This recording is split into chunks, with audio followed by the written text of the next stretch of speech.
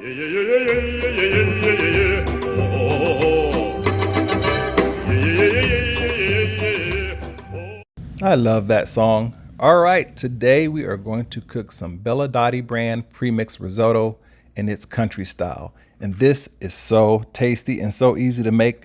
And I'm quite sure whoever you cook it for, they're going to love it.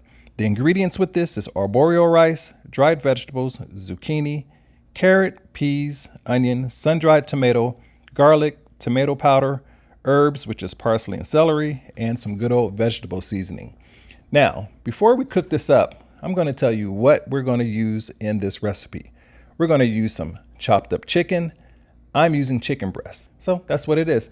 And we're going to be using some of these beautiful, tasty Argentinian shrimp. That's right. These babies taste like lobster tails. All right, but before we start off, we need to add some avocado oil to a skillet. You can use olive oil if you want, but I use avocado. And we're going to brown up this chicken, let it cook up for just a little bit, so that way it can be ready to add to the risotto when it's time. And we're going to season it with some salt and some pepper, just like this. Smells good. Can't wait for this dish to be done because I'm hungry. And my wife is hungry too, but I got to make this video. All right, so we're going to add some chicken stock to it, just a little bit to coat it up real good so that way the chicken stays nice and moist. And we're not going to cook the chicken all the way through. It's not going to be a hard cook. Now we add some butter to the skillet because it is time to brown up this good old risotto with all the vegetables and seasonings that's in it. This is going to be tasty. Look at all that color. Look at all that seasoning. All right, so this is probably going to take about 5 minutes. You're just going to let it brown up really, really good. Then you're going to add some chicken stock to it, about 1 cup, chicken stock or chicken broth. And then it's going to cook for a few minutes and it's going to come out looking like this. There's still going to be some moisture to it, but it's still going to be hard. The risotto is still going to be nice and hard, so you have to add some more stock to it. I'm adding about another cup, I would say.